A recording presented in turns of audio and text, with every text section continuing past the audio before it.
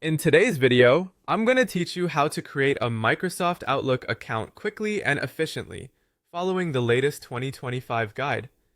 Let's get started by opening your preferred web browser and heading over to the official Microsoft account creation page.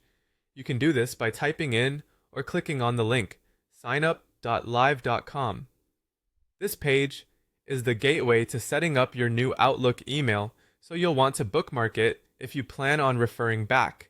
Once you're on the setup screen, it's time to choose your new Outlook email address. Think about the name you want people to associate with you. It could be professional or personal, depending on how you plan to use the account.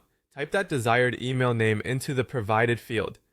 Remember, you have the option to select between two domains, at outlook.com or at hotmail.com. Make your choice from the drop-down menu and then click Next. If your desired email name is already taken, don't worry. Outlook is kind enough to suggest available options that are similar to what you had in mind. The next step is creating a secure password, which is crucial for keeping your account safe. Your password should be at least 8 characters long and include a mix of letters, numbers, and symbols. Avoid predictable choices like your name or birth date. These tips help ensure your password is strong and less likely to be compromised. Once you've decided on a robust password, click Next to proceed. Now let's personalize your account by entering your personal details. This step involves keying in your first and last name, selecting your country or region, and inputting your birthday. These details help Microsoft provide a customized experience and ensure they can communicate with you in the event of any account issues.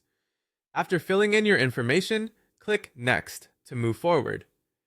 To confirm you're not a robot, you'll need to solve a quick puzzle or complete a CAPTCHA test.